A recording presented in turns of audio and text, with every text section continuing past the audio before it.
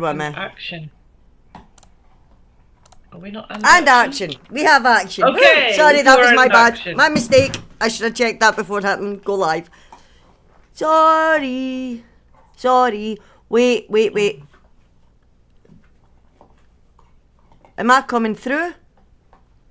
I don't know. I don't have the sound on. I've got sound on. Yes, I'm coming through. Thank you. Hello, Katrina. Oh.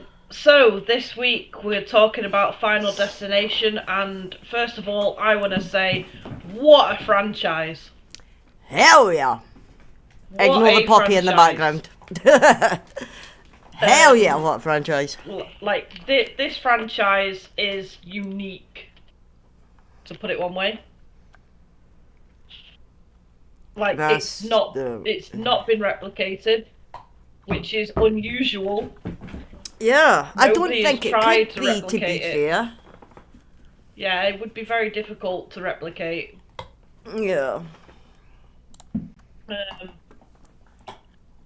First film of its kind, as far as I'm aware, as well. Yeah, I can't think of anything like it. Franchise. Like Nothing. There's nothing really anything similar. No.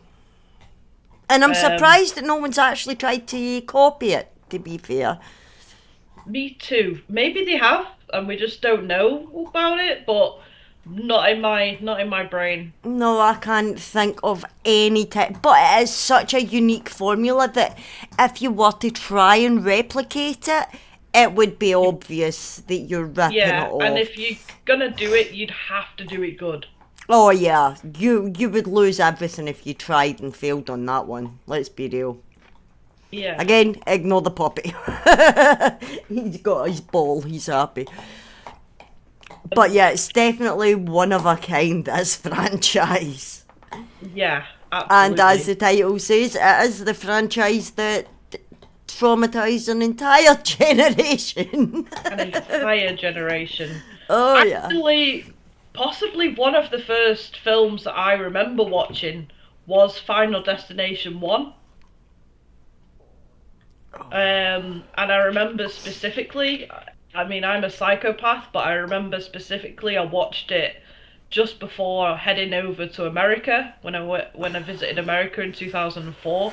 That was a really good decision for the first time I'd ever been in a plane. Yeah, that was clever. Let's watch this and then jump in a plane. Yeah. Yeah. Yeah. So, the first film came out in 2000, but it came out quite late in 2000, and something kind of happened in 2001, which meant that the film wasn't easily accessible for a while. Yeah. So it kind of took on this cult following. It didn't have a big thing when it came out, obviously, and it was banned for a while, obviously. Yeah, because of So realistically, you're probably watching it in 2002 or 2003, or around about that time. You'd be lucky if you watched it in 2000. Yeah, it's one of those films that it didn't really take off because of what had happened in 2001. It didn't really take off until part 2 came out. Yeah. Now, funnily enough, part 2 came out in 2003, so we were probably watching 1 and 2 at around about the same time. Yeah. Realistically. Yeah. And then for a while, well, I say for a while, for the next couple of years, they seem to bring them out every 3 years. So 2000 was the first one, 2003 was the second one, 2006 was the third one, and 2009 was the Final Destination. Wasn't named Final Destination 4. Don't know why. No. Because I think that was going to be the last one. It was supposed to be the last one. But then they came out with 5, which kind of brought it all the way back to the beginning. Yeah. 5, weirdly, went a bit off and came out in 2011. Yeah. And then we had to wait 14 years. I know. 14 years for Bloodlines, which of course came out last year. Yep. There is a 7th one in development, but I couldn't quite find out an exact year when it's coming out. It seems to be rumoured for next year or the year after, but there was I'm thinking probably official... it'll be 28, to be fair, if it's just in development stages. I know they've got the plot If we go over the 3 years thing, they could do it in 28 and then it's 3 years. Or they could just go, you know what, fuck the fans, we're just going to wait another 14 years. Please don't. I don't want to be a pensioner and scared of everything. Yeah. I can't It'll come out get the same year as GTA 6. Yeah, I'll come out when GTA 6 comes out. Yeah. Now, for me, this franchise, it is my favourite franchise. I will always say my favourite franchises within the horror genre is Final Destination and Saw. But if I've got to choose between the two, I'm going to watch Final Destination every day. I'm going to take Final Destination over Saw. And I love Saw. Okay, I absolutely Saw. love those movies. They are just pure unadulterated gore and they make my evil little heart so happy. But given the choice, I'm going to pick Final Destination every time. Final Destination. It's just, for me, it's an easier watch. Not because of the gore element or anything like that in Saw, it's just easier background film than Saw. So I'm always going to choose Final Destination. Yeah. And even last year, I did host the Final Destination night that we had at the house. Yep. On the run up to the new release. Yeah. Which is the only horror movie I have went to cinema to watch. I have laughed, I have cried, and I have jump scared. We cried like little bitches. We can get into that when we get to Bloodlines. Yeah. But let's start off with the first one. So Final Destination 1. What's your thoughts on Final Destination 1? I loved how it was completely original. And obviously the timing of the release was really unfortunate because it was such an amazing movie, but it was such an original concept. It's like kid on a plane, there's a wee bit nervous of flying to begin with, and has a premonition of the plane exploding, freaks out, some of the people got off the plane, and then boom, plane blows up anyway. And it gave us some faces that we already knew. Like, obviously it gave us Devon Sawa, who we knew as Casper. It introduced us to Ali Larter, who later went on to do quite a lot. And it gave us Stifler. Yeah. Yeah. Billy.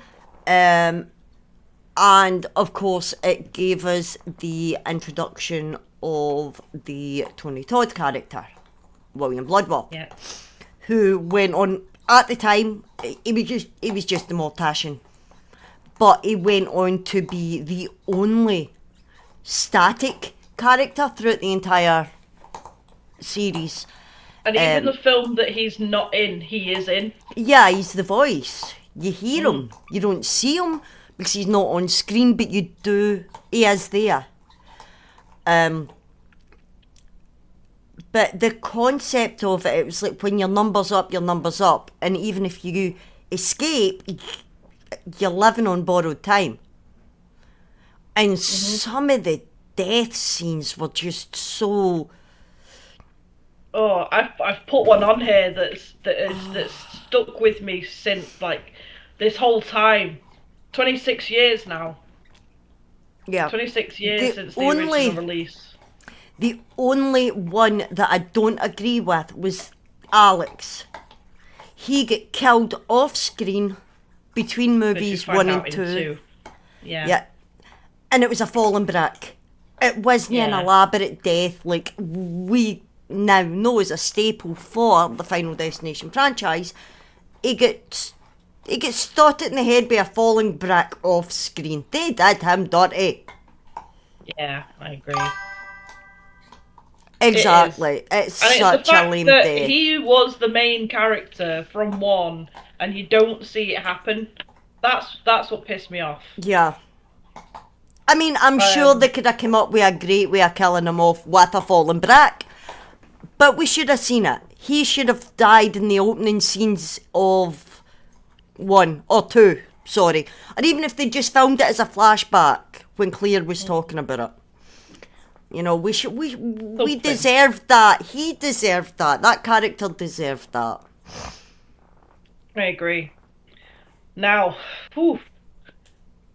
let's talk about 2, because there's a lot to talk about with 2. Okay, Final Destination 2 has, as this video very well put it, scared a generation.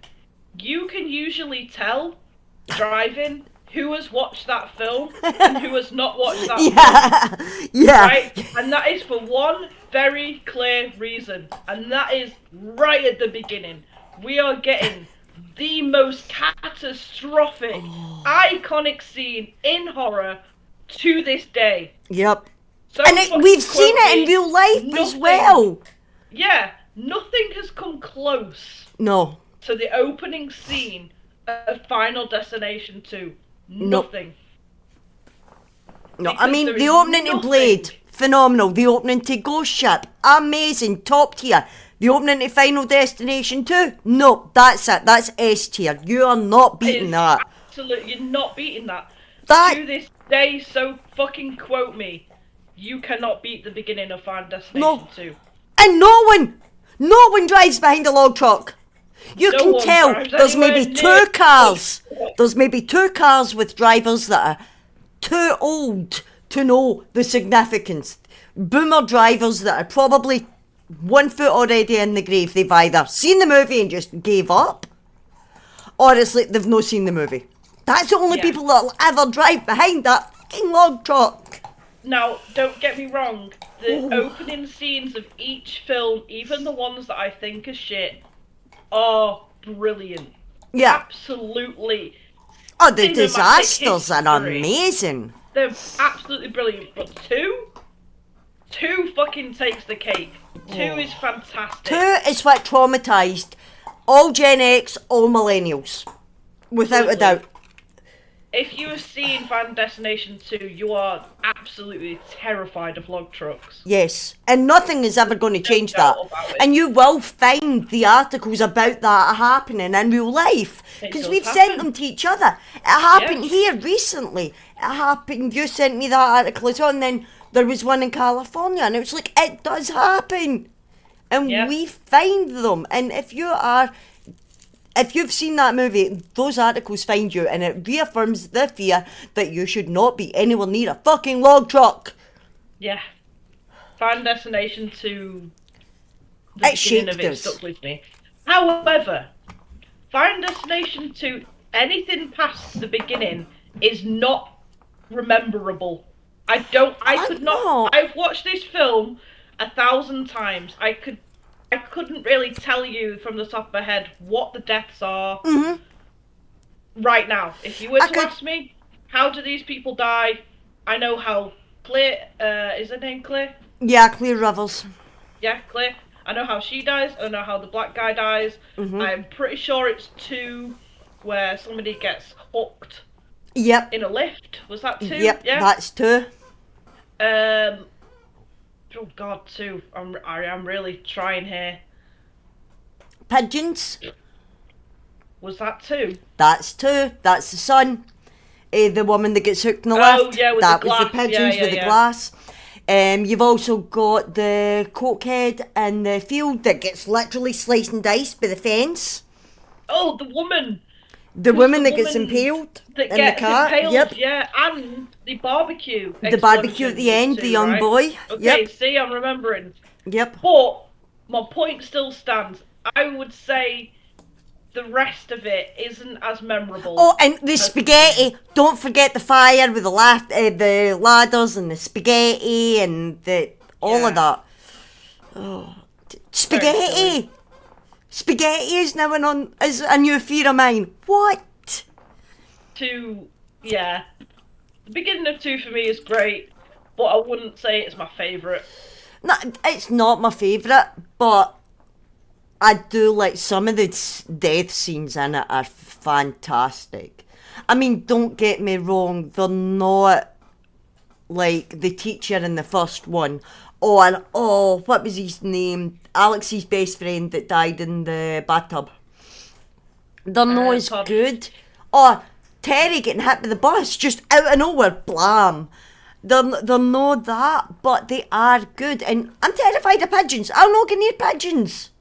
I'm not saying, don't get me wrong, like, great, still good, just not my favourite. And I would also say, and I think we agreed on this when we had the Final Destination Day, the acting in it is the acting's awful. abysmal. Oh my god. It's so bad. The acting is bad. The acting is so bad. Especially the woman in the car with the pole going through it. The acting is bad.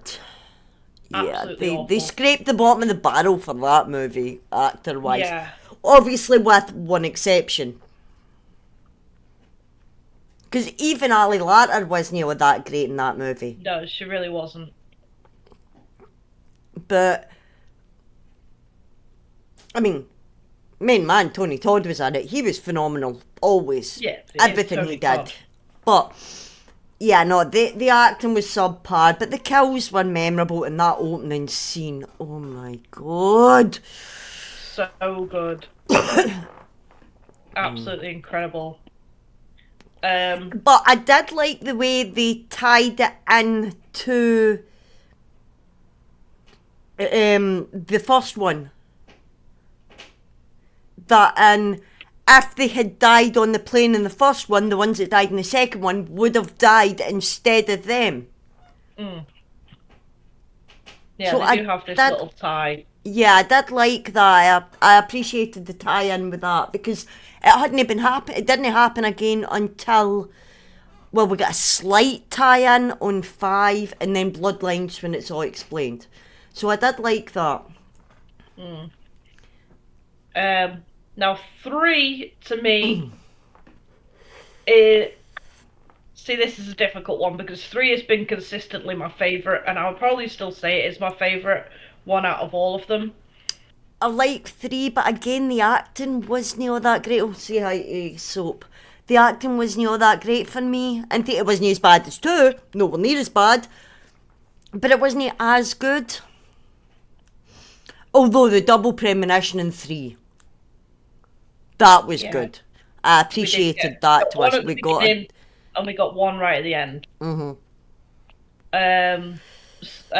Mary Elizabeth Winstead being the main character in this one. She has the premonition. And it's the roller coaster, and the voice is Tony Todd. We don't see Tony Todd in this film, but we hear his voice. And he plays like the devil on the ride or whatever. Very fitting, really. Very fitting, yeah. It is. 3, the starting of it with the roller coaster crash, it's good. But there's much more memorable deaths in this. Possibly one of the best and most memorable deaths of all time came from Final Destination 3, which is the Ashleys. Oh, yeah. In the sunbed. Oh, I won't get in a sunbed. I love having a tan, okay? I hate being pale, which kind of goes against my whole aesthetic, but I will not use a sunbed. I have never used one. I will never use one. I am severely claustrophobic because of that. Yeah, I won't even get in a stand-up sunbed. I won't do it. I will not use a sunbed at all. And my mate, Jasmine, has tried to get me to go. Nope. I've been invited several times when we've been on the road. Oh, gone for a sunbed, to go like Kimbo and that, gone to the sunbed, you coming? Nope. I'll fake it and I'll sit out in the sun. I don't care. I am not getting in a sunbed. I don't care. I would say that out of all of the deaths that come from the entire franchise, the sunbed death is possibly the most iconic out of all of them. Yeah. Everybody who has seen that film knows that scene Yeah. of them being burnt alive. Yeah, that was. Oh, I mean, sorry, I've got cats and a dog all over me. Salt leaf spike. Sorry, my cat jumped down and then my dog decided to try and get her. Go lie down. Three. What else happens in three? So you have The nail crazy, gun. well, I wouldn't say he's a crazy guy, but he goes a bit insane when his girlfriend gets killed, and I feel like that's fair enough. Can't blame him. I mean, he was all in denial. Oh, it's not. He's making fun of the whole situation, how it's all bollocks, and then the nail gun happens. And then the nail gun. Yeah. And then he believes it and he goes off the rails. Yeah. A little bit. But, I mean, his character did have a kind of school shooter vibe about him anyway. It really did, yeah. But I think that was designed to make you think that, though, more than likely. Something eventually would have pushed him over. Yeah, it just happened to be a nail gun. Yeah. And then at the end, we get another premonition. She has survived all of this, her and her sister, and there was 3 survivors actually. Yeah, the boyfriend's best friend. Her sister and the best friend's boyfriend. Well, the best friend's boyfriend, yeah. Yeah. Are all the survivors. They all just so happen to be on the same train at the same time, which just so happens to be train 180. And we see a premonition of her dying in the train crash. Now, some people argue that does she die at the end of this film because we don't see her die, or does she not die at the end, and is it a possibility that her character could come back? She's dead. Yeah, she's dead. That does get answered in Bloodlines. Yeah, she is dead. But people did have for a long time that argument: is she dead or not? It's been made official with Bloodlines that there is only one survivor. Don't know about the boyfriend, but the only survivor that ever made it out alive was Kimberly from part 2. They were assuming that the cop made it as well, because they two were kind of joined at the hip at the end, but it's been confirmed that she is the only one that made it out alive. Yeah. Now the next film, The Final Destination, which is The Final Destination, and it's the 4th film in the franchise. I quite like this film. I think it links everything together, and it has a nice little ending. Yeah. This is the one that I'm least familiar with. But that opening premonition, that was brilliantly done. The NASCAR. Yeah, very well done. Some of the death scenes in that were fantastic as well. Well, they made this one 3D as well. Yeah. Yeah. Which is hilarious when the woman's eye gets shot out of her head. Yeah. But yeah, it was just, and the wheel coming out of the arena at the beginning, after the premonition comes true. I mean, like some of the death scenes in it are fantastic. And the twist about the survivor, that was a good one. It was like, well, why are none of us dead yet? It's like, because there's still one that made it out of the building alive. Oh, wait, he's dead, we're fucked. I really like how this film ended. Because the 2 survivors end up getting on the plane, which then links to Final Destination 1. Yep. And I really like that. I really like what they did. Joining it all together, and you see that they're not survivors, actually. And I really, really, really like that, how it ends. It's really good. That's one that I can watch, but it's not one that I'm choosing to watch, but I don't mind watching it. Again, it's not my favourite. It's not memorable, really. At least for me. Yeah, but it's not I mean, the NASCAR scene's brilliant. Some of the death scenes are quite good. But some of them are it's not memorable. I'll watch it, but it's the one that I'm least familiar with. Yeah. Which is fair. It has a good ending. It's decent. Number 5, the 5th film in the franchise. Again, not super familiar with this one. I have seen it, and I've there's seen some it a few memorable times. parts of it. There's some good parts in it. There's some memorable parts in it. I think it's number 5 with the guy who gets sucked into the swimming pool and drowns. Yep. Pretty sure Wait, that's 5. is that 5 or is that 4? It's one or the other. Is it 4? I don't know. See, this is my confusion. Yeah, see, the problem with 4 and 5 is the blend, because I thought it was the end of 5 where they go on the plane. Is it 5? Yeah, I'm sure it's 5 that they go on the plane. So 5 is the bridge, which is the prequel. Yeah, you're where right. we You are first right. meet You are right. Tony Todd. You are right. You are right. Yeah. Yeah. What the fuck happens in 4 then? Not a lot. It's really not memorable. It just, they all die. See, now I look like a dick, but I've just joined those 2 films together. And Yeah, thought, because they do blend, because there's nothing really stand out about them. So NASCAR is 4, the bridge is 5. Yeah. Right, okay, so I'm running through the films in my brain. And see, that's the problem for me with 4 and 5. They do go together, but then you've got to remember that 5 is set before 1, because the couple try to get to Paris, and if you remember, with 5, we get the double premonition again, with the first one with the bridge and then the second one with the cinema. But it turns out the girlfriend at the beginning was never supposed to die on the bridge. She was supposed to die in the cinema, but he prevented that, and then they went to Paris. Yeah, well, they didn't go to Paris. And then, in fact, there was a third, because there was a third premonition in 5, if I remember rightfully, because there was a car coming through the cafe, or a truck coming through the cafe, and they kind of went a bit extreme. Yeah, they really did. Yeah, so I remember in the end now, so they're on the plane, and then they see the other... Alex kicking off, and there's nothing they can do. Oh, this is fine. This is nothing like I've ever experienced. Let's not get off the plane. Yeah, it's like, not like we just went through this a year ago. You know, this kid's having a premonition that the plane's going to crash, just like I had the premonition about the bridge collapse, about the cafe, about the cinema. It's fine. Boom, plane explodes, they're dead.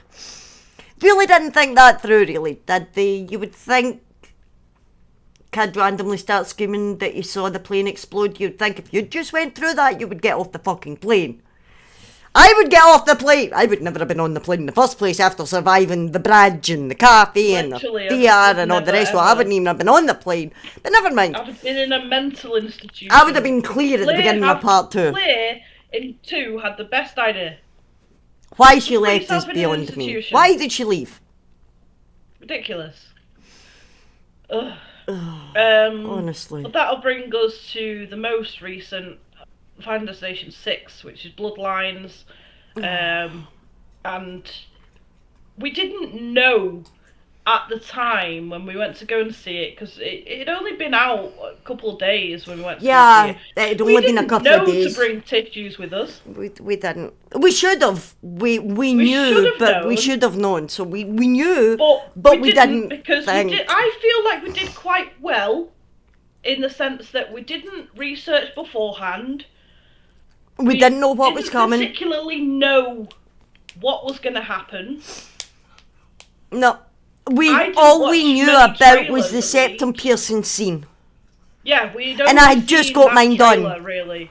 Yeah, but that was all we had done so well to avoid it all and go in blind, knowing this is going to be an emotional one for us because it's Tony Todd's last movie, and this one's going to be a bit rough. But we went in blind. We powered through. Yep, and it knocked my socks off. It did, to be fair. I think after waiting 14 years... Yeah. I think when they bought it back, they bought it back. Yeah, because I mean, really 1, 2, well. and 3 were brilliant. 4 and 5, Absolutely. as we've just seen, blend together. There's nothing really memorable about them. And then 6 came back swinging. Yeah. It's like, right, we've gave you 14 years now, let's knock it out the park, isn't they, Dad? Yeah. The beginning of it is fantastic. We get this whole extravagant scene of going up this lift. This is a completely new building based upon the Seattle building, which is very similar. The spinning restaurant. Yeah. Which I always wanted to go into, but I'm not doing it now. No, I won't. I mean, I'm afraid of heights, so I wouldn't anyway. But I would have. I won't now. You no longer listen to the song that is played pretty much right near the beginning. Shout. Yeah, it still pops up in my random playlist. It's like, no. Put it on random. Shout, no. Nope. But the use of music in that movie. It's Raining Men. Yeah, the thing is, the use of music in every single one of the films is iconic. It's so good. Yeah. Roller Coaster of Love, right? That Highway to Hell. Highway to Hell in 2. Like, they always have these songs that are just so relevant to what's happening. But, I mean, the minute It's Raining Men comes on and the bodies start falling, we were gone. So good. We were gone, okay? We were crying laughter tears at that point. Yeah, and I'm sorry, but that kid fucking deserved it. Oh, that kid got what he deserved. Both times. That kid deserved it, yeah. Like, I hate that kid. Yeah. I really hate that kid. But we have this great film. What happens in the middle of it? Possibly, in fact, not even possibly, it is the most heart-wrenching part of any horror film I've ever watched in my life. Like, I'm thinking about it, and I'm like, I know. I'm not gonna cry, but like, I'm thinking about it, and like, I don't cry at movies, okay? It is very rare that I cry at movies. I cry at horror films. Right? I cried in Scream when Dewey went, okay? And I still can't watch that without crying, because it's Dewey, okay? I'm always going to cry when Dewey dies. But that got me, and especially when you learn that there was an original script to that, and then they just threw it out the window and told Tony Todd, ad-lib, tell your fans what you want them to hear before. Well, you still can. This is your chance. Take the mic. And what he came away with. It was so relevant to the movie. It was so relevant to the movie, but it was also so touching for the fans. It fucking. Yeah, it was basically a, go and live your life because you never know when your time's up. And it was seeing him on screen as well. Like, he was so skinny. Yeah. And as well, it wasn't supposed to be him that they were bringing back. It was supposed to be Kimberly. Yeah. But they knew that this would be his last film. They can always bring Kimberly back in the next one. Yeah, and like you said, they told him, say what you want to say, and he did. And give your fans a message. And it's so annoying because it's such a good film. It's so good. But and then halfway through, you just start crying. Cry my eyes out. I'm crying now. Yeah. I'm thinking about it, and it breaks my heart. Yeah, it's... That's how good Tony Todd is. Yeah. But we do get this whole explanation of the bloodlines and how it kind of all started in a way with Bloodworth. He was there. It's one of two original survivors with Iris. Yeah, it was him and Iris who survived Iris's premonition. Oh, Jesus Christ. Yeah, I'm so glad I've got a tissue there. Yes, I keep a dash at my desk. He explained, well, he doesn't explain it, really. He says his farewell, and that's round about it. Yeah, but Iris's notebook explains everything with the wall and... Yeah. Oh my god.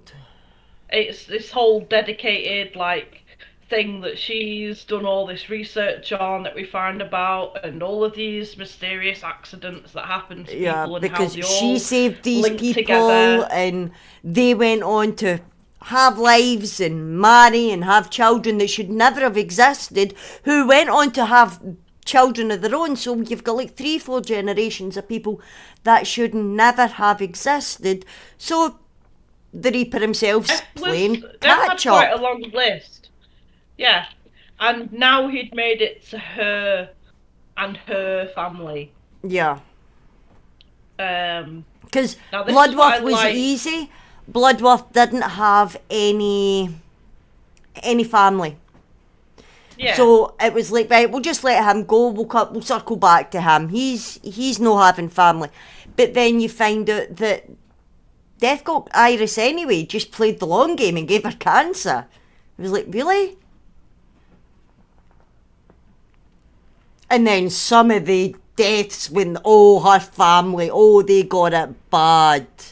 Oh, they got it awful. Even the one that wasn't related to her because he decided to try and mess with Death. Don't do that. You were warned not to do that. Like, these deaths are great. All of them stand out for me. Oh. And it's not to say that this is the most recent one that I've watched. I can tell you, top of my head, this is a film I've only seen twice and I can't watch it again because it makes me cry. Yeah. And I can tell you the deaths in this. To be fair, right, I could probably rattle off with some degree of accuracy about 98% of the deaths throughout the entire series, including 4 and 5, which, yes, they blend together, but yeah, with some degree of accuracy, we're probably ignore the cat, we're probably talking about a 98% success rate here with these deaths. But the Bloodlines was brutal. Death did not like Iris at all. Nope. And he gave her cancer. The cancer didn't kill her. The way she died was hilarious. She got a brilliant death. She did. And she knew the second she stepped out of that building it was game over. But she did it because she had to save her grandkids. Which is we literally turned around to each other and we were like, that's it! That's the house we need! Yep, we need this house. This is it. And then they go and destroy it. But we are building that house, and that house, that house, well, yeah, that is our house. That is. It kept her alive for a long time. To the point that Death had to give her cancer. You know? The only way he could get her, that's how safe this house was. For me, I mean, everybody thought she was batshit crazy, and to be fair, she kind of was. But can you blame her? Yeah, true. I mean, she was right about everything. She was crazy. But she was right about everything. But, oh my God. So, for me, here are the deaths that stand out. It's the guy in the garden with the lawnmower. Oh my God, that was so drawn out, and you kept expecting it, and then nothing. You kept expecting and nothing, and then it's a boom, and it's like, holy fuck, okay, right, that happened. New fear unlocked. We saw it coming, but we didn't see it coming. I know. It was great. It happened like 20 times, and then it finally happened, and I was like, what the fuck, what is that? The trash compactor. Getting crushed to death. Now, they described, he described perfectly exactly how the chain of events would play out, but he was joking. Because he never believed it. And then it happened exactly like he said. Exactly how But it was the wrong one because they thought it was going to be the older brother, but it turned out the older brother wasn't an older brother, he was a half-brother. Yep. So the sister got crushed, and then she popped. Oh, bear with me. I need to put on a. Be right back. Sorry about this, my phone's gone.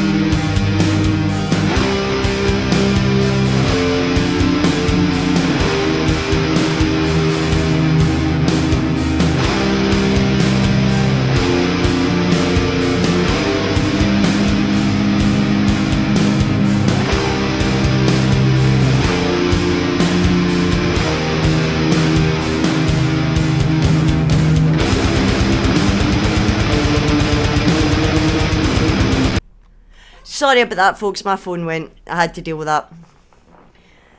But yeah, she exploded. Sammy, she popped. She popped like somebody had stood on a raisin or a grape. It was a pop. It was brilliant.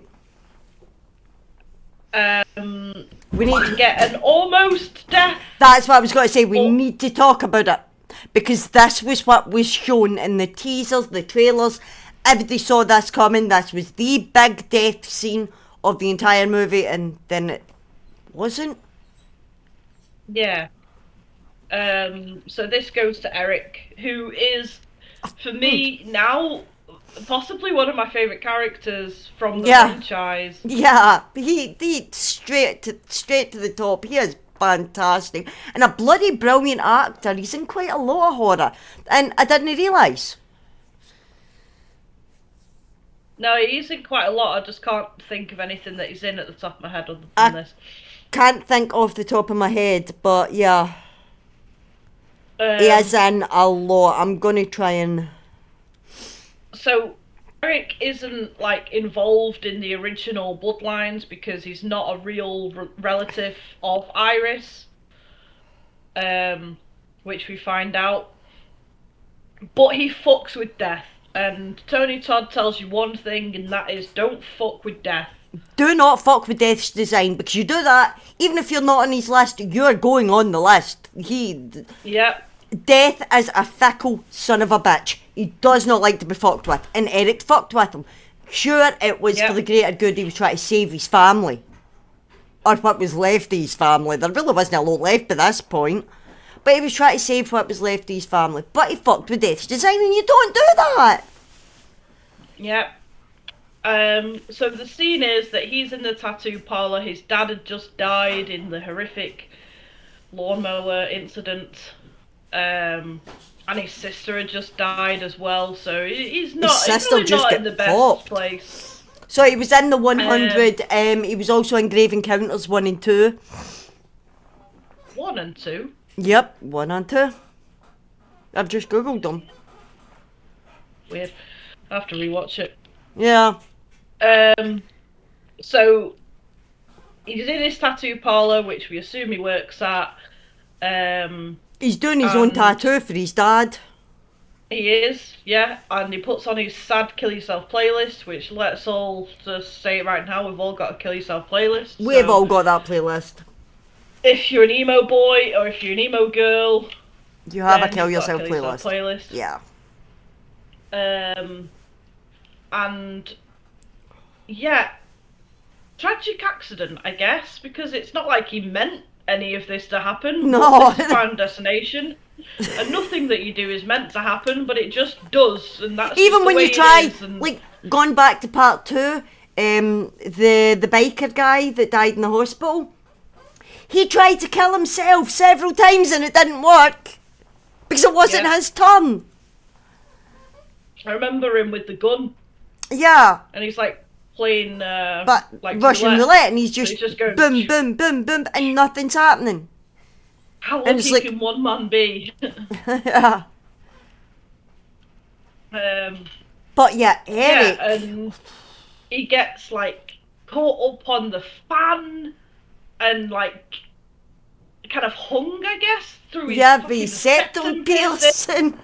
Which is just, oh my god, grim. I still decide, you just got your done. I'd watched that film and I still decided, oh, I'm going to get my septum pierced. That sounds like a fun I just idea. got it done when that movie came out, and that was all you saw was the trailer, and I was like, why did I get that done? That's a new fear. So I had a habit of tucking it in, just to be on the safe side, because I was not going down like that. Just don't have a barbell. Yeah, oh. It was fucking grim. So you get this whole scene of him almost dying. Does he die? We don't really know straight away. No, we don't. But we find out that no, he doesn't die. Because then he turns up the next morning after the news is broke that the shop burnt down. Everybody's assumed that he's dead or he's really badly injured. Shop's destroyed. Or is it just the dad? No, it's just the dad at this point, because he turns up and starts rattling off this list of ways that he's going to die with the kids kicking the ball and falling in the bin and getting and it's his sister that gets it. Because it's the sister who's trying to ring, or someone's trying to ring him or whatever, and no one can the get cousin. in touch, and and everybody thinks he's dead, but he's not. So but then much later on in the film, Eric gets possibly, it's up there with one of the worst deaths I've ever seen. I don't even have the parts and I'm flinching. Yeah, so there's this whole thing with an MRI, which is magnetic, and we already know that Eric has visible piercings. We know he's got his septum, we know he's got his snake bites, and then we find out he's got his nipples pierced. And then something me and you else. were looking at each other at this point, and we were like, surely not. But yeah. Surely not. But sure enough, he's got Prince so Albert. He has a piercing somewhere else, and he's being dragged across the room by all of his piercings, and then he is snapped in half. But it doesn't end there, because his brother, the last of the three siblings, also, he gets drawn in because a wheelchair comes flying. Now, this is a kid that's literally just tried to kill himself with peanut butter, but got to the EpiPen in time. It was Eric's idea, that's why Death's pissed at Eric. And he gets drawn in, and then the bit of the vending machine comes out while he's stuck with his wheelchair and pisses straight through his head. What? Yeah. So, MRI, now a new fear. Yeah, definitely. And that stuck with me, that scene. It is, amazing. But it's fucking horrible. Oh. Brilliantly done, though. Brilliantly done. Why has that just come up? It's 6 o'clock. Oh, the time changed. The event must have changed on Discord. It came up just then saying, oh, your event's just started on Discord. What? Oh, yeah, it's daylight savings, isn't it? The clocks changed. went back this morning. Yeah, forward. That makes sense. I did wonder why the reset was an hour later. Never mind, that explains it. Yeah. I wonder why the server reset was 5 o'clock and not 4, and I'm thinking, well, that's a bit weird, I thought it was 4 o'clock. Oh, wait, daylight savings, yeah. Go figure. 7. Now, I've heard a few rumours about 7. I've heard it's going to be set on a boat. I've heard that there's going to be something to do with the hotel. I've heard a lot of rumours, but again, there's nothing set in stone as of now, or at least not that I've seen, at least nothing that's official that I've seen. No. So we don't know what's happening. We don't know what's happening, I kind of like the idea of the boat. I like the idea of the boat, but Death's still got 2 people. One or 2 people. I'm going to go with the assumption that 2. I'm going to assume that the cop survived 2 as well, right? So there are still 2 survivors out there that have survived everything. Now, I know they did the whole new life defeats death, and that's how Kimberly and the cops survived, but does that mean death's forgotten about them? Or Probably is not. Kimberly going to become the new Bloodworth? And are they going to, whoever survives in the new one, are they going to track down her? Because she is the only one left. I want a Spooky Island t-shirt. I don't even know what t-shirt. I think it's a Metallica one. Yeah, it's Metallica today. I live in band shirts, really, to be fair. It's me. Yeah, it'd be interesting to see what the concept is, because there really isn't anything official as of yet. And I do think it'll be 28. It'll come out. Yeah, I'm thinking 28. And honestly, it's because of the type of franchise it is, because of the way they do it. It really could be anything. I mean, they literally could set this motherfucking in space. You know? And literally, it could be anything. All we know is there's going to be a premonition of a disaster. People are going to survive. The disaster's going to happen, and then the survivors are going to die in the most horrific way possible. Really thinking about it now, it's not like super. It's not really related or anything like that. But it kind of has some similar concepts in the sense that you can get some premonitions. But the Dark Anthology series has like areas where you can get premonitions and stuff. So you can see what possibly could happen. Yeah. And then try to hopefully avoid it. Yeah. I've no, apart from that, I haven't really seen anything quite like it. Because, I mean, how do you beat death itself? It's the one thing in life that's guaranteed. No one gets out alive, okay? Whether you get 70 days or 70 years, you are not making it out alive. Death is going to come for you. There's not a damn thing anyone can do. So, it's the perfect villain. You know? Don't fuck with death, I guess. Yeah. Just when your number's up, take it. If you get a premonition, ignore it. Because you're going to die. At least you're going to die anyway. At least in your premonition, you've got a chance of dying quickly and painlessly. And if it's painful, it's only going to last for a few seconds. Saves you running for the next however many years. Exactly.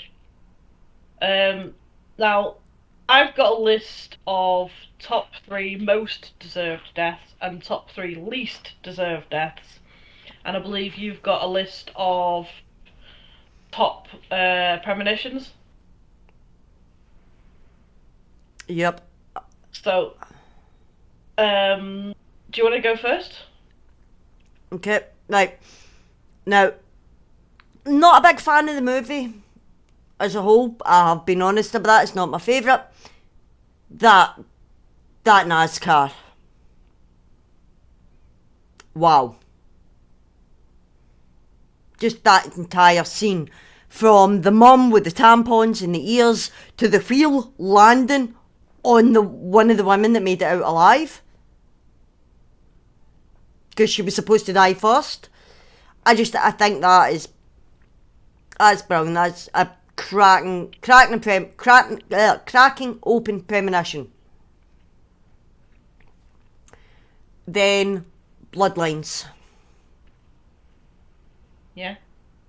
Because when we first see it, we assume it's a premonition. But it's not. It's her dreaming about her grandmother's premonition. But that's not what happened, because that was only the premonition she's getting. She's not getting the actual memory.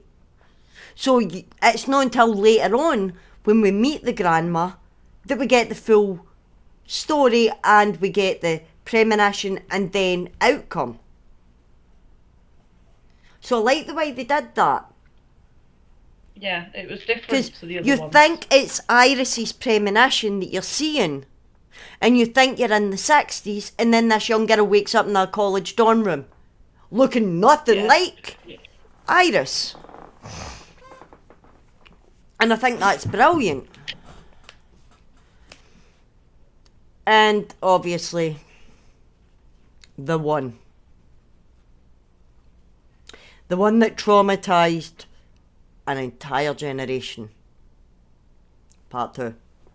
Not the best movie. Brilliant death scenes, but not the best movie. But the best. Everybody knows the log truck scene. Even if they haven't seen the movie, they know the log truck scene. Okay? Everybody knows it.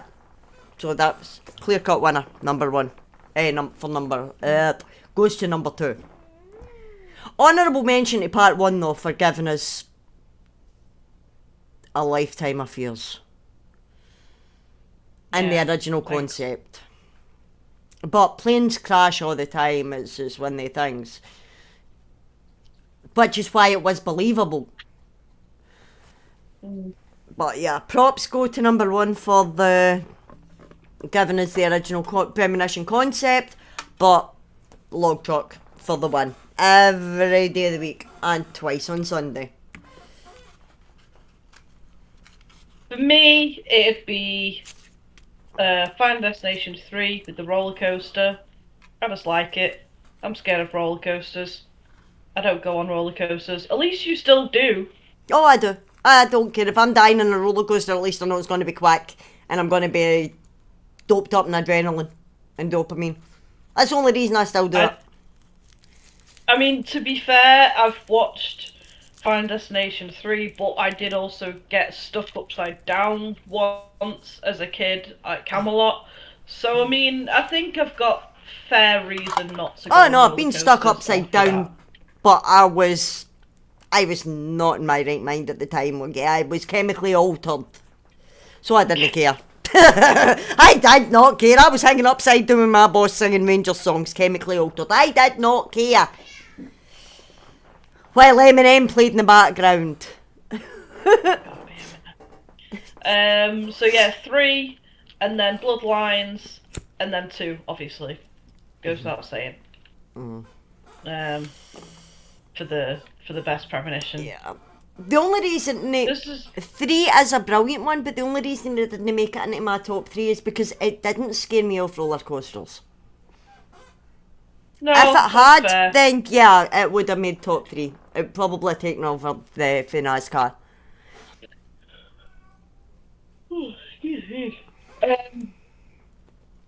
Now, some of the character names I did have to cheat to remember who they were, but as soon as I knew who the character was, I remembered how they died, and then I was like, oh yeah, of course this character deserved it, because he's a fucking arsehole. So most deserved for me, starting from number 3, is the kid in Bloodlines, because I hate that kid. Yeah. And he does deserve it. Kill the kid. Oh yeah, that kid had it coming. I absolutely hate that kid. 2 is Frankie Cheeks, his name is, in the 3rd film, which is the drive-through. Oh, he deserved it, because he was a pervert. Yep. So he's at the drive-through, and the 2 main characters are behind him. You get this great song during this period, which is "There is someone walking behind you," and you very slowly see this truck going down the hill, and there's a man running after it. Now I've done this driving, but luckily not on a steep hill like that, so it's easily done. And the truck is slowly coming, and the character's like, shit, we need to go, like, trying to back up, there's another car behind them, there's a lorry backing into them. Yep. And the truck comes down, and it's a van that gets the back of his head. Now, the funny thing is that in 3, in the DVD version, I'm not sure if you know this, but there is a choice system in the DVD version. And weirdly enough, Frankie is the only one out of all of the other people that you can save, and you can have him not die. He still dies. It is canon that he does die. He has to die. That's the edit I gave you at the cinema. That's the edit that everybody knows. But in the DVD, you do get that option to keep him alive. But he's dead either way. But yeah, he deserves it. Yeah. Oh no, I totally agree with that one. And he caused it because he had the camera. Exactly. Don't be a pervert. Number 1, his character is called Isaac. He's in number 5, and he dies in an acupuncture session. Yep. Oh, he had it coming. Because he's just an absolute arsehole. Yes. He's got all these women who are ringing him, and he's the alpha male, the 1%. Yeah, he thinks he's all that. He's not. Guy. He's not even a rich guy. It's not exactly. There's nothing going for him. He's just his character annoys me. So when he falls, the acupuncture needles go into his head. But there's also a fire. He deserves that. Yes. He deserves it, absolutely. Yes. Also, least deserved for me. Number 3 is Todd from Final Destination 1. Oh, which he trips and falls into the bath, and he... Because of the toilet, which I'm now scared of leaking toilets. See, for me, this one stuck with me the most out of possibly any of the deaths, for one reason, is that it felt supernatural. Like it wasn't supposed to happen. You see this blue water, and me and my best mate had a joke about it for the longest time. So if you see blue water, head the other way. He isn't really supposed to die. That wouldn't have happened if there wasn't this supernatural. Yeah, because the toilet leaking with the blue water could have happened, but when you see the water going back in, that's when you think, And it's the only one that I can think of at the top of my head that is like that has a supernatural kind of feeling to it. Yeah. And yeah, so he trips and falls into the bath. And oh god, it's horrible. And then he hangs himself. Who the hell dries the clothes like that? Yeah, I mean, don't get me wrong. Guys. If I'm washing a quilt or that, I'll dry it over my shower curtain. Well, no, my shower curtain, my shower screen. But I wouldn't have a wire in my bath. Yeah, it's got to be an American thing, surely. We don't do that here in Britain. I mean, we use kettles, so it makes sense that you don't have dryers. Yeah, true. And then 2, the second least deserved death is Claire and Eugene from Final Destination 2 because they die in a hospital explosion. There's no real way to get out of that. There's a hospital explosion and you're dead. Yeah. And again, that one had the supernatural touches to it with the vents closing, but it also had the will they won't they, and Eugene was literally about to die, and then he came back because Death realised, wait, if I wait 2 minutes, Claire's going to be here. And I can get them both. So that had the supernatural element to it as well, that apart from Todd, none of the rest of them did. It's weird. Yeah. Number 1, the least deserved. Now, there's some arguments on this. Because I don't particularly mind the characters, but other people think that they're malicious. I don't agree. But it is the Ashleys from Final Destination 3 on the sunbed. I don't think that they were bitchy girls. They could have been bitchy girls. They could have been really bitchy. The heart was in the right place. Yeah. They were misguided. They were idiots. But they weren't nasty. And they genuinely reached out to their friend, but when they gave over their phone number, that was coming from a place of genuine concern for their classmate who'd just been through a horrible experience. And they didn't deserve that. Was it a good death? Absolutely. Is it a death that traumatised us? Without a doubt. But they didn't deserve that, especially to go out like that. Oh, no. No. So for me, they really don't deserve it, and the way that they go, come on. I don't find them malicious or anything like that. They were airheads, but their hearts were in the right place. Yeah, you know, they wanted to, like you said, like they wanted to be friends, and it's not like, oh, let's give her our number. Haha, it was, should we give her our number? Here's our number just in case.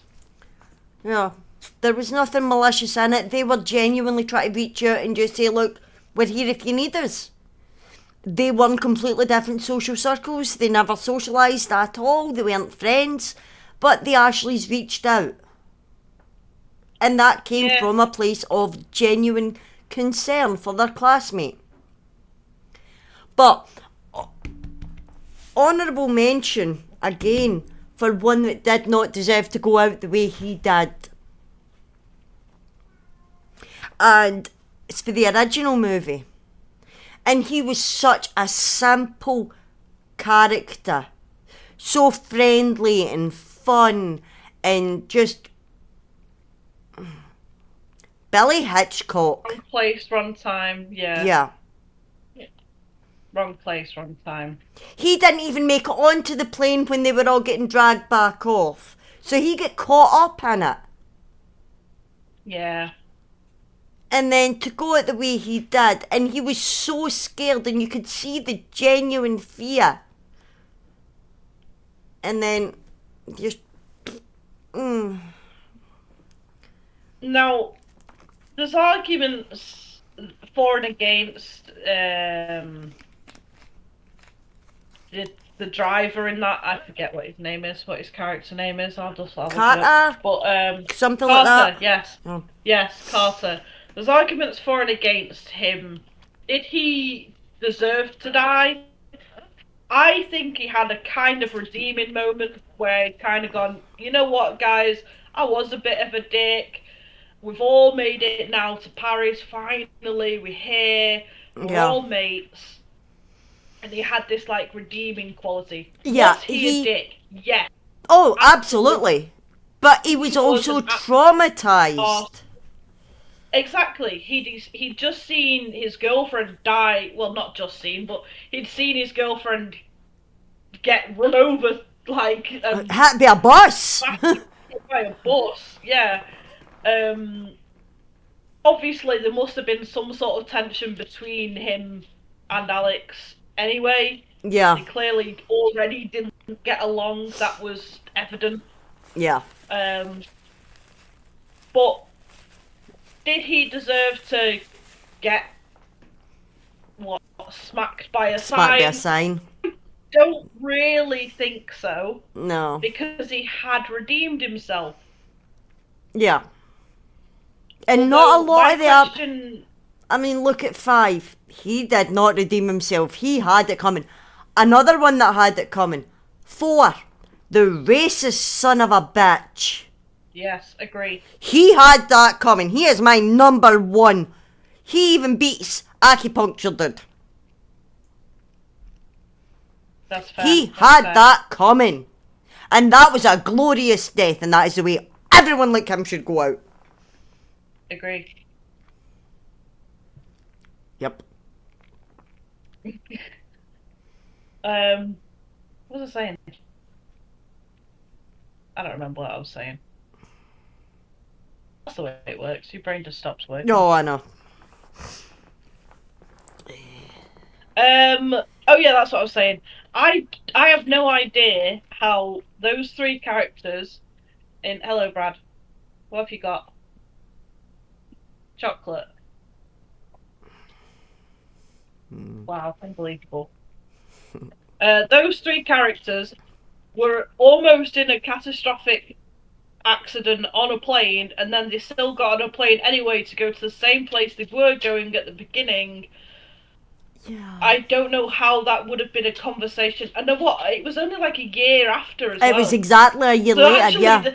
actually, a year after would have been 2001 if it worked that way. Yeah. So why the hell would Which you be puts getting on a the plane? bridge from 5 and 99. Around 99 or no, it would But have been the same year. It would have been 2000 because they get on the plane. yeah, Or but was they it make it to a year Paris after? a Yeah, year okay. yeah. But Yeah, why? so What? Just 1999. thinking back, watching part 5, right? Obviously, the big reveal at the end. It's all a prequel, and it's before Flight 180 ever happened, where it ends up with the two survivors being on Flight 180. Why did we not realise this? If you watch it back after the big reveal, you notice it. The clothing, the cars, the hairstyles, the mannerisms, the flip phones, the old phones. You notice it, but you don't notice it the first time Yeah. you're watching. You do not realise that it's a prequel. No, you don't. I think that's how they get you. Well, you Yeah. are right, because I do. That's why I find issue with that film is because it's made in 2011, so it's got the 2011 everything. Like you say, clothes, phones, cars, stuff like that. But it's supposed to be set in 1999. Yeah, it's supposed to be set a year before Flight 180, So, yeah. which is 2 years before Carter dies in 2001 when they finally make it to Paris. And it's. I don't know. With any film, if you find the flaws or you know the flaws, I'm not Yeah. bothered about the flaws. Every film has its flaws. Oh, yeah. And what's it called? It's like story writing armor or something like that. I don't know Yeah. what the actual thing is called because I'm not very good at words, but you know what I mean. Like it's the armor of, yeah. Well, you just kind of let it go. Plot armor. Thank you. Plot armor, thank you. See, that was close. Yeah, you just kind of let it go because Yeah. there's holes in a lot of films, and if you point out all the holes, you're probably just not going to enjoy it. Yeah. I enjoy it. It is what it is. Oh, yeah, and it. Can I question it and go, well, why have they got a 2010 make car? Yeah. Why is that car 10 years in advance? Yeah. But I think that might have been. They could have researched it and got the proper. But that would have gave the reveal away. Yeah. So It's I one get of those it. things, I guess. Yeah. But it was brilliantly done. Because you never knew It was until really, really good. they got on that plane. It's like, right, we're finally making it to Paris. They're on. Wait, what? It would have actually, and to be fair, by the time they got to part 5, the budget was through the floor. Yeah, let's be real. Yeah. They'd blow the budget on the top 3 films, and then they've just gone, oh, And no- let's piss away, let's piss some Yeah, more films. the only and- budget that was left in 4 and 5 went to Tony Todd, let's be real. Yeah, they tried the 3D thing as well, which was cool at the time. Oh, definitely. So a lot of money would have gone into that to make it And 3D. they had to CGI Tony Todd to be like 10 years younger as well in 5. Yeah, Because looking there's a back, whole you can load of see things. that they've made them younger. But it's. Yeah. But I am glad that within the time of GTA 5 coming out and we managed to get Final Destination 5 just at the cuff and Final Destination Bloodlines before GTA 6. Yep. But, like you said, we're probably going to get part 7 before GTA 6. Let's be real. Let's be real. Think we've gave up waiting on GTA 6? Scrolls games, so I mean... don't. And it's still only going to be half a game when it comes out. Because it's Bethesda. It's Bethesda. That's what they're famous for. I'm still walking about Skyrim seeing the characters halfway in the ground. It's like, yeah, he's half a man. Where's the rest of them? It's down through the ground. That's why you love the game. I still can't go into the house in Windhelm. I know that's a big part of the story because I've got to go and kill this Daedric Prince, but the minute I pull that battle axe for that mace for the statue, the whole game freezes. I'm not doing that quest. I've never done that quest. I know people that have completed that quest. I am not one of them. So what is your takeaway from the Final Destination films? When your number's up, your number's up. Mine is death has a really sick sense of humour. So just as Tony Todd says, live your life. Yep. You know? Live your life, do what makes you happy, because when your time's up, and there ain't no escaping it. Exactly. So, live it. I'll tell you what's going to be really sad about Final Destination 7, whenever we get it, is that he won't be there. Yeah. Although, to be fair, they might have his voice. They could. Voicemails to Kimberly, we know he found her. Wait, hello. So it could happen. Hey Dory, it could happen. We could get him there in some way. His exact words, I intend to enjoy the time I have left and I suggest you do the same. Life is precious. Enjoy every single second, you never know when. No, I'm going to go. And the worst though it was, when we went to cinema to see that, I was going through a lot in my personal life, and I'd lost a few people that meant the world to me in such a short space of time, and hearing him saying that and knowing the story behind it as well, that got me, that broke me. Yeah. In a way I never thought a horror movie would. And yes, okay, I am a massive Sid Haig fan, so when I watched 3 from Hell, knowing that was his final scenes, and he was dying, and you could see that he was dying, that hurt. Right, I cried. When Dewey got killed off and Scream, yeah, I cried. But David Arquette's still kicking. But Tony Todd, again, like Sid Haig, you could see just how ill he was. Which is why I love watching movies with they two together. Seriously, watch Death House. So obviously at the end of Bloodlines, we see the siblings, they both die, they're in this... Oh my god. Accident, but also there's... The logs. There's logs. It just takes you back to like multiple of the films all at once at the end, and you kind of know that when they've gone, the next in line is Bloodworth. We know that. That's a fact. He said it himself. He kind of knew that was the situation. Yeah. He said, once Iris is gone, that's it. That's me. Yeah, really, truly. So with this, I guess in 7, if they do bring him back, I hope it's something. I hope they do something. I don't know what they could do. I don't know how they're gonna say, oh well, he died because it was this thing. I don't know. It wouldn't be a flashback. No. We know that.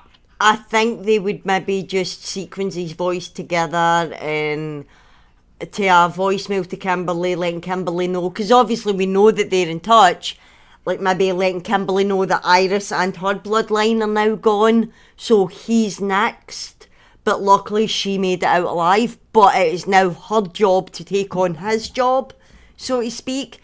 And then whoever the new survivors are, they find Kimberly and she lets them hear the voicemail or whatever it is, and then she tells us how Bloodworth died. Yeah. I hope it's something. They can't just gloss over it. Super iconic. No, I think it's everything all at once, really, with the character, is that Bloodworth is so iconic to the franchise. Tony Todd is so iconic within the horror community. Yeah. He's in so much, from The Crow to obviously this franchise. You know, he's in Candyman. Candyman. He's in a lot of horror films. He's beloved by his fans, and he knew this, you know? Yeah. So it's a bit of everything, and obviously with the pair of us two going to see a film where someone dies and gives this fucking farewell speech, it's just not going to be actually good for either of us to watch it. I've seen it once since, and I cried again. Once since. Yeah, and I cried. And I do need to do another watch through of them all, because I do love sitting just watching them all. And I know I'm going to cry again.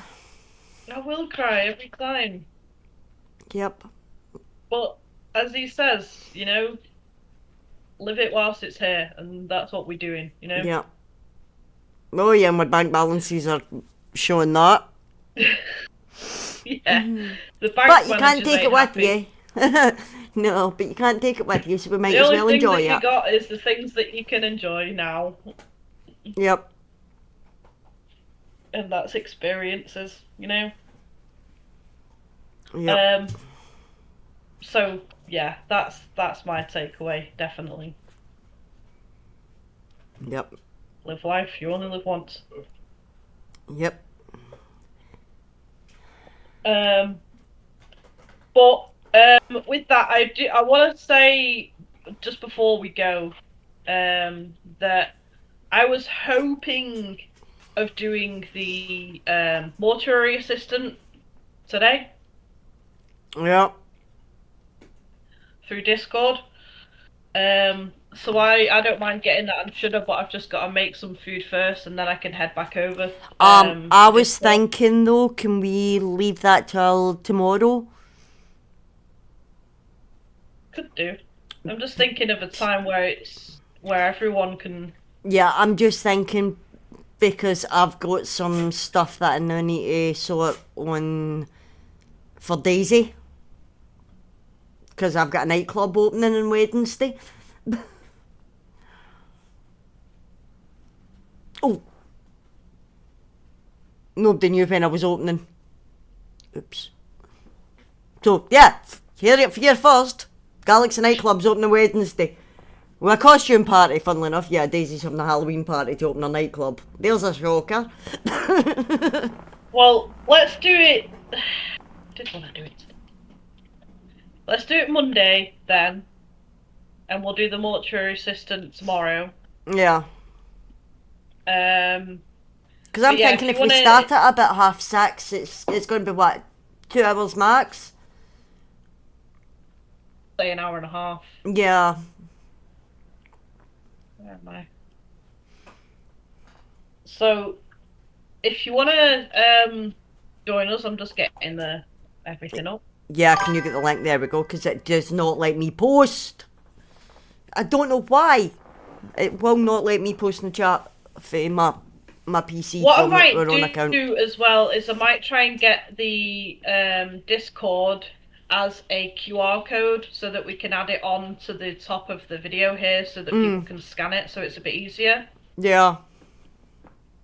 But yeah, if you want to watch the mortuary assistant tomorrow night, you may as well head over to the Discord, and I'll be showing it through Shudder.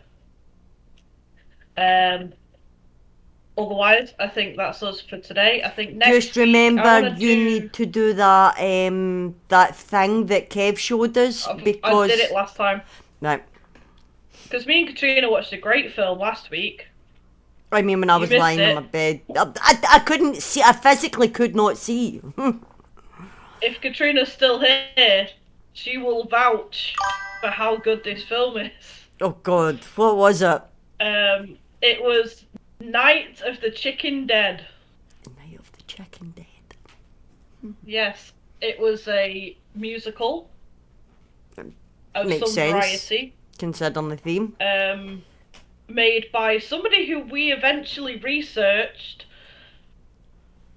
that is incredibly famous within the B movie community, Lloyd Kaufman? Something like that. I've never heard of him. I've never heard of him, but I don't do B movies. But you I look do up his B IMDb, movies.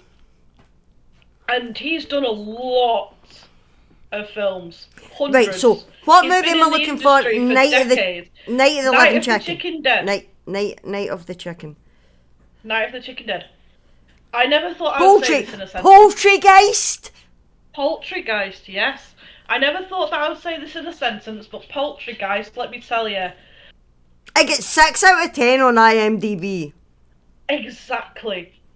Zombie chickens do the dance to Thriller Oh, Lloyd Kaufman. Yeah, I know him.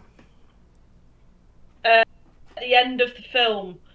And that whole string of words that I just put together, I never thought I'd ever say. So, if you haven't watched it, you probably should, because it's awful. Poultrygeist, Night of the Chicken It's always Dead. worth telling people about it. I need to look that up, okay? I mean, I'm not joking. It was terrible. I'll send you the link where I watched it. Please do, because I need to see this movie. Next week, I'm thinking Ghosts, because it was one or the other this week. It was either going to be Final Destination or it's going to be Ghosts and the Occult, so that's going to be including demons, witches, and exorcisms, all that shit next week. So let's all do our research. Yep. For Ghosts. So, Supernatural? Kind of Supernatural and the Occult, yeah. It's just so I can what I'm going to be watching.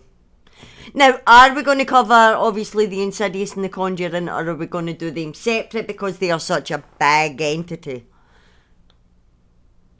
I don't know. We can discuss it this week and see. Yeah, we can discuss it during the week. It's just I'll need a catch up because there's just so many of them. Yeah.